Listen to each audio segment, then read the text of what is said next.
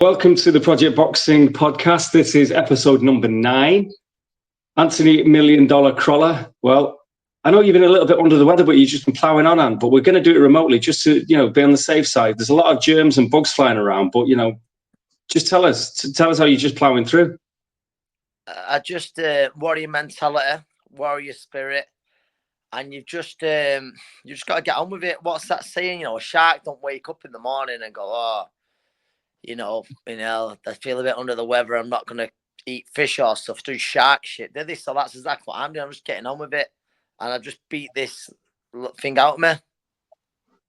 So talk us through your weekend then, because obviously you were all over the big fight. It was a few days ago now. We've seen videos from Anthony Joshua since, and Daniel Dubois has been doing a bit of media the last couple of days as well. It's he's kind of warming into this new Daniel Dubois now, isn't he, after that win?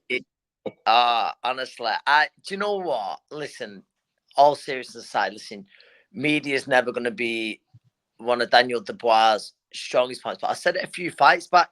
I think it's half working for him because people take a liking to him because obviously he's not very comfortable in front of the camera. You can certainly fight. But I think he's coming out with a few belting lines, which he has done in the past. And yeah, although the funny probably not for the right reason, they're just brilliant. So people take a liking to him. And and it's just, I think it is. And listen, obviously AJ done his. And listen, you know what? It takes a very big man to do that. And listen, it was a very polished speech, when it always is with AJ in the sense of, and that's not, having a go. It's just very correct. But no matter what, people will say, oh, they might have a go at that. It takes a very big person and a strong person to be able to do that after the weekend, because inside he's got to be hurting. And you can only take you can only salute that, really, in my opinion. I mean, listen, what he said, well, he says he is going to fight on and stuff. And I think, listen, he should have a little bit of time with people who care about him and around. Yeah, what's the correct thing to do before making a decision. But listen, like I say, he seemed in good spirits in that. But listen, that's a 30-second, 60-second video. We won't really know in time, but either way, it takes a very big person to come out and put a post out like that after the weekend. Yeah, I suppose most people got it wrong, didn't they? They did. I think, listen, Dom, most people got it wrong, but I don't think people are like totally shocked at the result. I think it was no. I think that's a very good point. I think there was no shock involved with Dubois doing what we're doing. In a way, I suppose the manner in which Josh was beaten up was a bit shocking. Yeah, it wasn't the nicest to watch if you're an Anthony Joshua fan, and that's just being honest. Every credit to Daniel Dubois, by the way, and his team. I mean, he was unbelievable, wasn't he? But yeah, no, it wasn't the nicest to watch. No, and Dubois, fair play to him, just set about him, didn't he? And again, just wasn't fazed by the crowd. All the questions that he had to face beforehand, he was just made for the occasion on the night. But I think that, obviously the size of the crowd and the event and everything else and the magnitude of it, and I know there's the Saudi investment now and all the rest of it, but for anyone giving Joshua a kicking, they still have to remember that fella is absolutely instrumental in building British boxing, like beyond compared to the way it was before he came along. Dom, I said it to someone the other day. I said, what he's done for British boxing is unbelievable. And I mean, like, there's very few, boxers or influences on British boxing who've had the impact that Anthony Joshua have had. And they was going, what do you mean? What do you mean? There's been much better fights than him. Yeah, all right, of course there has. But for years, he's a huge part why there's a huge stadium fights. He's a huge part why some of these fighters, best fighters in the world, want to come over to the UK. And you can only respect that. And not just that, what he's done since that 2012 Olympics is inspired a generation. And I think a lot of respect needs putting on his name for that. And not just, listen, there's a lot of stuff he does away from the camera as well, at grassroots level. And I know he's called Finchley ABC and stuff, but not even just there. Like he's inspired a generation, and for me, that's why he'll always be a legend of British boxing. And people will get mixed up, going, "Oh no, there's better heavyweight, there's this, there's that." You know, he's not even the best three heavyweights in the, and that's stupid because I'm on about what he's done as an individual for the sport from grassroots upwards. It's unbelievable. It's a massive, massive impact that he's had. But yeah, no, you mentioned, you know, will the occasion and stuff. It gets to Daniel Dubois. He handled it perfectly, didn't he? And I think massive credit needs to go to his team for that. Really does. I know that you were probably trying to juggle a few things as well. You know, watching Crystal Palace versus Manchester United, whilst also watching the undercard. It was on very early, wasn't it? Some of the fights were on way too early. I mean, if that's a complaint, if you don't make, I mean, it's just you want to see everything, don't you? And it was such an event that some of the big fights were on very early, weren't they? That was the frustrating thing. You know, I was looking forward to the most on the undercard. Anto Kacacha, Josh Warrington. It's on the same time as Manchester United Crystal Palace. And listen, I know most people. Well, that's a lie, actually. There's some people who won't be worried about that. But it was on early. Do you know what I mean? And then there's a big gap and stuff, which was a bit frustrating. But it was, and listen, it was an unbelievable card on paper. Listen, some of the fights they weren't really thrillers. But listen, it was still a very solid card throughout. A bit of everything on it, shocks. There was a few shocks, wasn't there? But you know what I've been kind of tickled by as well. Obviously, Frank Warren's been doing the rounds as well, as you would imagine. He's been in demand because his man, he backed his man. I mean, this fella's just unbeatable at the minute, isn't he? He just can't do anything wrong. Mate, all you can do. What you have got to do is take your off to Frank Warren because in a, you know, he's been around for his years. How he's ended up staying around for all those years when it was tough for him, still producing big events, and now he's in an unbelievable position where, and the stable he's got coming through, is unbelievable. And the way he sort of promoted some of the fighters, and he's stuck by Daniel Dubois, Hamza Shiraz. Now he's brought him on perfect. Hamza Shiraz, like you say, he looks potentially one of the superstars of, future superstars of British boxing. Yeah, it's at his age to still be doing that, it's unbelievable, and you can only respect that, and you can only take your hat off to it. It's nice to see Frank and Eddie. They seem to be getting on great and speaking well of each other. And I think that'll help with fights getting made in future. Yeah. But I mean, the thing is as well, you mentioned Frank stable, but just the heavyweights alone now, when he's got Tyson Fury in action in a couple of months, and he's got now Daniel Dubois, who his stock is through the roof, of course. But then there's a fellow coming through, Moses Atomo, still a teenager. I mean, it's crazy the talent he's got on his kind of panel now. Before, listen, up until a few fights ago, you'd be saying Joe Joyce as well. Yeah. In that heavyweight division, it's scary what he's got thereabouts. But no, there's obviously an eye for talent. I know obviously sons Francis and George, they play a part in it as well. So yeah, credit where it's due. Well, there you go. Now today, because it's the 9th episode, Anthony, that means it's the letter I, and I think no better word than inspiration, really, for what we've seen over the weekend and these big events, which everyone it does inspire people. There's 98,000 or whatever. I mean, that'll probably keep going up now, won't it? It'll probably be 132,000 in a year's time. But it does, people watching an event like that for the first time, and people that are just thinking, wow, is this boxing in Britain? And I mean, they see obviously the celebs in the faces ringside and Liam Gallagher doing what he was doing. If that's your kind of thing, then great. If it's going to get you interested, then great. Boxing fans don't want to see that, I don't think. But if that's going to broaden it out, then it inspires, doesn't it? That's part of the show, isn't it? And I know in the show in LA, which was part of Riyadh season, you had Eminem on as well, and it's a bit of a mad random run. An artist performing a few songs before the main event. But listen, that's what Takashi decided he wants, and what is mad, like obviously the Oasis comeback and all that. There's Liam Gallagher, like he's performing, so there's people there. There's that buzz around that. He's in a few weeks. Obviously, Eminem, I don't think he does many no more. So there is you are getting a bit of both, but yeah, people will criticize it. I mean, listen, Eminem, don't know how qualified I am to be talking about the greatest rappers of all time, but I think he's certainly one of them. And but I remember working that show for TV, and I think he'd come on at 6 a.m, miming. Didn't really do it for me. When I was six cups of coffee and a few espressos. So yeah, but listen, it's something new, some news to show. Listen, there's no denying the production, the fireworks, the razzmatazz around it is something very special. Yeah, and it was on all the back pages, and that's you can't, Of course you it can't. was.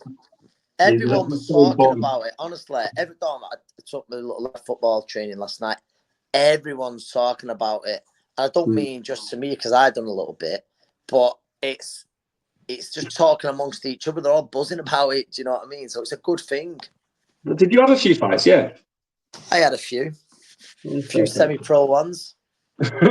Right, but inspiration then. So you look at that and you think, oh, well, hopefully now the next gen will be inspired by Dubois and maybe inspired by Joshua's rise to what he's done in the sport. And so again, you look at your own career, but what was the big inspiration for you? What was the big inspiration for me? Do you mean people who looked up to or something that happened in my career? Whatever it means to you, who inspired you to do what you did? Getting a bit serious now, but family, wanting to make life easier for my child. Growing up, the amateur club where I come from, a lot of kids looked up to me. So yeah, no, that's sort of what I'd say was everyone's got a reason. Why haven't they done?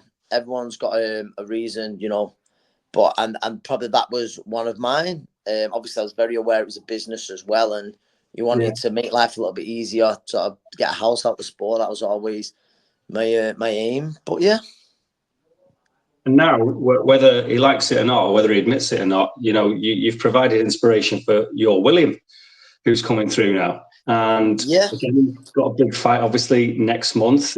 But before you get to that, your gym's been mental, really, hasn't it? In terms of how busy it is and getting Rhiannon ready for the weekend, which is massive.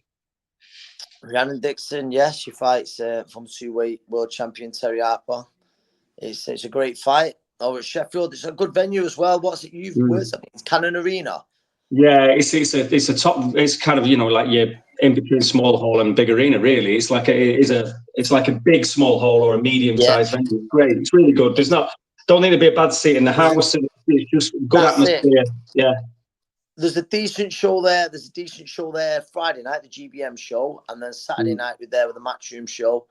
A few good fights on that. I think Galal Yafai's just been added to it before. His big one was Sonny Edwards. So it's a fight I can't wait for. Obviously, Rhiannon, she had a fantastic camp. Looking forward to it. We always want, don't anybody expect a career best performance, and if she does that, I believe she wins in style. That's not underestimating Terra. She's been a great ambassador for the women's game, but it's a fight we're really looking forward to. It's something for her as well, isn't it? I mean, for those that don't understand or know the story of Rhiannon, no amateur experience. She took up boxing for a bit of a laugh when she was at university to get a bit fitter because she was a bit inspired by the UFC girls, wasn't she? Ronda Rousey and Holly Holm. Totally. That's when you say that inspiration, she's right up there. She's obviously a pharmacist by trade. That was her career. And then this has developed into her career. She's a world champion and she's headlining the big shows now. It's some achievement. It's an unbelievable achievement. I don't think it gets talked about enough. Girl who's never had an amateur fight or anything like that, you can only admire it. Where she's come from. Like saying now, these days, she wouldn't be allowed to turn professional how she did. It wouldn't be allowed. But no, big night for her on Saturday. And if she goes out there, can make a statement against Terra, then she's world champion. But then I think she becomes a real player in female boxing.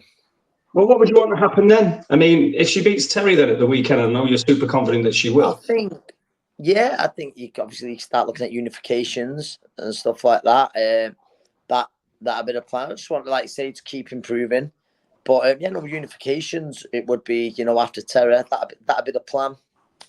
Well, doesn't that involve a certain superstar? A certain superstar. You don't mean the quote. Well, my quote anyway. Is that what you're thinking? I mean, no. Listen, I'd never have the cheek and think you know, to go get, yeah, but no, listen, Katie, she's gone up a weight and stuff like that. Mm. No, no. So, but listen, there's a lot of other great fights out there around that weight. What do you know? I've never, and Rihanna be the same. Never had the cheek to call out Katie. Do you know what I mean? Where she's come from, it just be wrong. And I actually, there's a few girls actually. I tell Rihanna if there's a few who she'd fight, I'd struggle. I struggle to want her to win, but yeah, I think that'd be one of them. Yeah, but she's looking good. She's ready for this. She looks good. She looks good. She had a final check weight today. She was banging. She was a touch under actually, but yeah, all good. Right. So what else has been going on anyway? I mean, obviously, last time we spoke, you were in Singapore, and I was again, you know, a good trip all round. But back on it now. None of that now. I was straight back into it, Dom. Do you know, before that, I was straight back on those two. About 18 hours of traveling with the layovers, a bit more actually. Mm-hmm. And then I was straight taking my son to football from the airport. You know, being a great dad like I am, like the Mancunian Peter Andre. Then I was straight in the gym actually later that day. So yeah. Right, very good. What else? Wait, no, what else? Now we're just waiting on a few of the lads getting dates and stuff. What else? I think that's it, mate. I feel like there'll be something. This weekend. So this weekend, obviously, I'm going to talk about it. We'll have Nick Ball on. Yeah. That's the week after, yeah. But yeah, it's all about Sheffield this week. So in terms of, you know, as you tend to do, you tend to have a little favourite thing that you like to tell us about every week. You know, your hero of the week on social media, which is, you know, you've always got plenty at your fingertips, Ant. So you threw it right on me here. Oh, geez. Who would it be? Do you know what? I don't know whether... I'm just happy for him. Do you know what? I'm just happy for him. And I loved... Do you know my hero of the week? These two people. It's not so... Well, yeah, no, because Kieran's been active on social media. But Don Charles, Kieran Farrell, and I loved it in the ring. Do you know when he said about this sort of complimented each other and stuff like that? And it's good to see, and obviously my history with Kieran and stuff like that. I am, there's another inspiration, you know, what he's come back from to be involved in one of the biggest fights in British boxing history. So all seriousness for him. Yeah, all serious for a minute here, aren't I? But I don't think Don is on social media, but them two, you can only, if you can't find love and admiration for that, I think there's something wrong with you. Yeah, it's a crazy story, isn't it, with Kieran? I mean, obviously, you two boxed 10 years ago or so, and then he had the brain injury that was unfinished, and he's managed to reinvent himself as a coach, moved down to Essex, which was like... Essex, and Kieran, I think he's the most... You know, if you think of... I know this isn't actually Essex, but like Essex Towie and stuff, Kieran is the most un-Towie person. Yeah. I think he'd say that in the world. I think he said it actually in the interview that Kieran's Kieran's happy with a brew and stuff like that. He's... he just lives and breathes boxing. So yeah, no, that's my inspiration. Yeah, right. Then that was a great story, that, and a great moment for Kieran as well. Right, so that's that then. So what else is going on? Nothing too exciting for you? No, the beginners are coming in now. The beginners are coming in now. Then there's some of the juniors, and then there's an adult class at the gym. And then it's Rhiannon. It's Malfoy, not Harry Potter. That's what now a name of Malfoy's fight week, isn't it? Oh, I see, right. She does look like, you don't think him, do you not think you got a look of him? I'm not saying anything. She does, you know she does. Yeah, so Malfoy, fight week. Wait, one more thing, yeah. If the main event, head coach in the main event, they might have a press, they might have the head coach at the table. So yeah, big day for me first, yeah, if you do. So what's the attire then? Are you going to go as like the casual coach? Are you going to get smartened up or what? Now you're back on the top table. You know what? A little bit of me wants to go full 3-piece. Do you know what I mean? But I don't want to make it about me. So yeah, just be casual. Well, what about Steffi then? Steffi will be on the table. Steffi loves his clubber, doesn't he? I know he's got some collection, but I don't know. I still don't know. And this is I don't think this. I don't know whether it's definitely John, her amateur coach. You know, she's got a good team who's going to be the head coach on the night. So yeah, I watched the YouTube thing, yeah, and you know, I appreciate the kind words he said about us. But it's it'd be one of them. It'd be one of them. I don't know if any tables will be flying. Oh well, you never know. It might just be a whole new thing for you. You might just lose the rag completely. Yeah. You never know. They might do like a gloves are off with us talking about, and they're missing a trick if not, aren't they? Himself and Steffi. Yeah, could do, couldn't they? Yeah. Oh well. You know, Right. Well, enjoy the rest of the week, and we'll see you in Sheffield, Anthony. Yep, you will do. Well, with that, and it's a sign off then from the Project Boxing podcast, and let's do it all again next week.